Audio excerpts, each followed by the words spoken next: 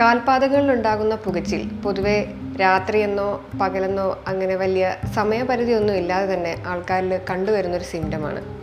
ഇന്ന് നമുക്ക് അതിൻ്റെ കാരണങ്ങളും അതിനുള്ള പ്രതിവിധിയും ഡിസ്കസ് ചെയ്യാം.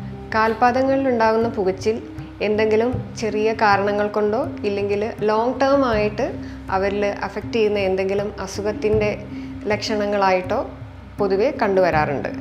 കാലുകളിലുണ്ടാകുന്ന പുകച്ചിൽ അതിൻ്റെ കാരണങ്ങൾ എന്തെല്ലാമെന്ന് നോക്കാം. അതിൽ ഒന്നാമത്തേതായിട്ട് നെർവ്സ് റിലേറ്റഡ് ആയിട്ടുള്ള കോസസ് ആണ്.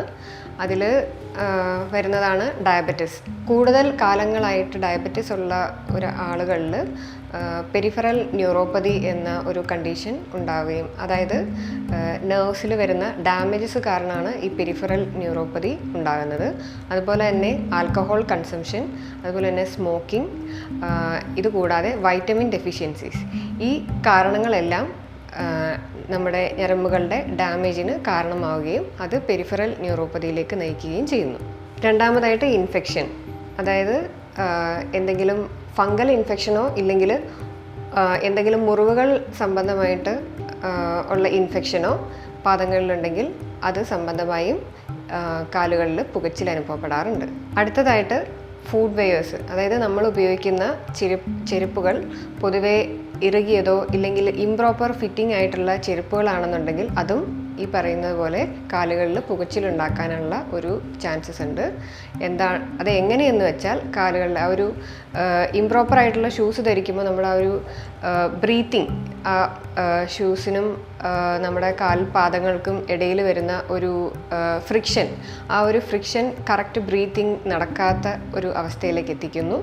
അത് ഈ പുകച്ചിലിലേക്ക് നയിക്കുന്നു. അതുകൂടാതെ vitamin A, vitamin B12 deficiencies. Vitamin A, vitamin B12 deficiencies നമ്മുടെ ശരീരത്തിലുണ്ടെങ്കിൽ നമ്മുടെ നെർവിൻ്റെ ഹെൽത്ത് ഇംപ്രോപ്പർ ആയിട്ടായിരിക്കും നടക്കുന്നത്. അതുകൊണ്ട് നമ്മുടെ കാലുകളിൽ ബേണിംഗ് സെൻസേഷൻ സ്പെഷ്യലി പാദങ്ങളിൽ ഉണ്ടാവാനുള്ള ഒരു ചാൻസസ് ഉണ്ട്. ഇനി auto immune disorders like multiple sclerosis പോലുള്ള അസുഖങ്ങളിലും കാലുകളിൽ ഈ തരിപ്പും പുകച്ചിലും എല്ലാം അനുഭവപ്പെടാനുള്ള ഒരു ചാൻസസ് കാണുന്നു. ആയുർവേദത്തിൽ പാദദാഹമെന്നാണ് ബേണിംഗ് സെൻസേഷൻ നമ്മൾ പറഞ്ഞു വരുന്നത്. അതായത് നമ്മുടെ ശരീരത്തിൽ രക്തധാതുവിൻ്റെയും പിത്തധാതുവിൻ്റെയും ഇംബാലൻസ് ആണ് ഈ പാദദാഹം ഉണ്ടാക്കുന്നതെന്നാണ് ആചാര്യന്മാർ പറഞ്ഞിരിക്കുന്നത്. മുൻപ് മെൻഷൻ ചെയ്ത പോലെ തന്നെ ആൽക്കഹോൾ ഇൻടേക്ക് അല്ലെങ്കിൽ സ്മോക്കിംഗ് ഇങ്ങനെയുള്ള ദുശീലങ്ങളുള്ളവർ അത് പൊതുവെ അവോയ്ഡ് ചെയ്യുന്നതായിരിക്കും നല്ലത്. അപ്പോൾ നമ്മളൊരു ലൈഫ് സ്റ്റൈൽ മോഡിഫിക്കേഷൻ എന്നുള്ളൊരു രീതിയിൽ നമ്മുടെ ഡയറ്റിലായാലും നേരത്തെ പറഞ്ഞതുപോലെ തന്നെ vitamin A, vitamin B12 containing ആയിട്ടുള്ള ഫുഡ്സ് ഇൻടേക്ക് എടുക്കാനായിട്ട് ശ്രദ്ധിക്കുക. അതുപോലെ തന്നെ എക്സസൈസ് ഇമ്പോർട്ടൻ്റ് ആണ്. കാരണം നമ്മുടെ ബ്ലഡ് സർക്കുലേഷൻ പുവർ ആയിരിക്കുന്നതും ഇതിൻ്റെ ഒരു കാരണം തന്നെയാണ്. അപ്പോൾ ലൈഫ് സ്റ്റൈൽ മോഡിഫിക്കേഷൻ എന്നുള്ള രീതിയിൽ നമ്മുടെ ഫുഡ് ഇൻടേക്കിലും നമ്മുടെ ഡേ ടു ഡേ ആക്ടിവിറ്റീസിലും നമ്മൾ എക്സസൈസ് ഇൻക്ലൂഡ് ചെയ്യേണ്ടത് അത്യാവശ്യമാണ്. അടുത്തതായിട്ട് എന്തെല്ലാം ഹെർബൽ റെമഡീസ് നമുക്കിതിനു വേണ്ടി ചെയ്യാൻ പറ്റുമെന്നുള്ളതിനെ പറ്റി നമുക്ക് ഡിസ്കസ് ചെയ്യാം. അതായത് ചന്ദനം, ഉശീരം, ഇതേപോലുള്ള ഹെർബ്സ് നിങ്ങൾക്ക് ഇതിൻ്റെ പൗഡർ ആപ്ലിക്കേഷൻ ഇതുപോലുള്ള ബേണിംഗ് സെൻസേഷനിൽ ചെയ്യാവുന്നതാണ്. അതുപോലെ ലംഘതൈലം നിങ്ങൾക്ക് അപ്ലൈ ചെയ്യാവുന്നതാണ്.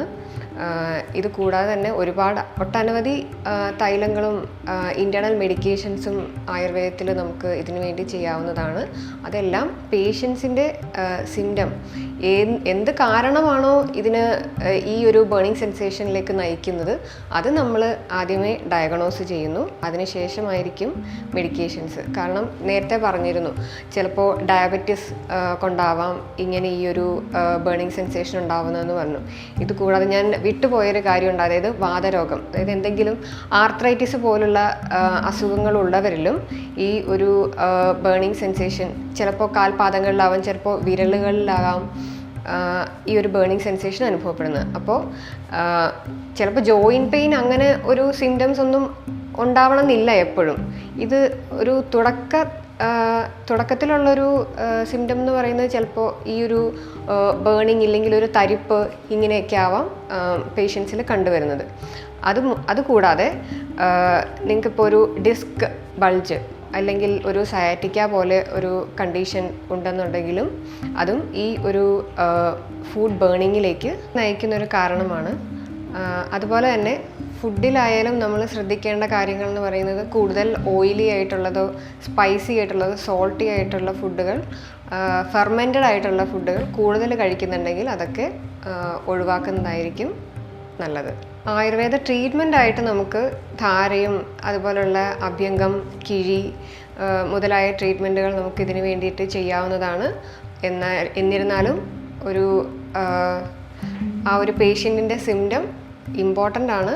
അതായത് എന്ത് കാരണം കൊണ്ടാണോ ഈ ഒരു അസുഖം ഉണ്ടായിരിക്കുന്നത് ആ ഒരു കാരണം കറക്റ്റ് ചെയ്യുക എന്നുള്ളത് ആദ്യത്തെ ഒരു സ്റ്റെപ്പാണ്. അപ്പോൾ അതിന് ശേഷമായിരിക്കും നമ്മൾ പഞ്ചകർമ്മ ട്രീറ്റ്മെൻറ്റ്സിലേക്ക് കടക്കുന്നത്.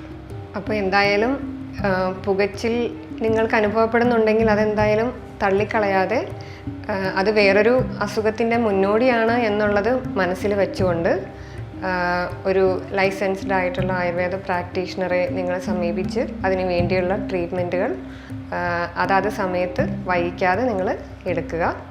Stay happy, stay healthy.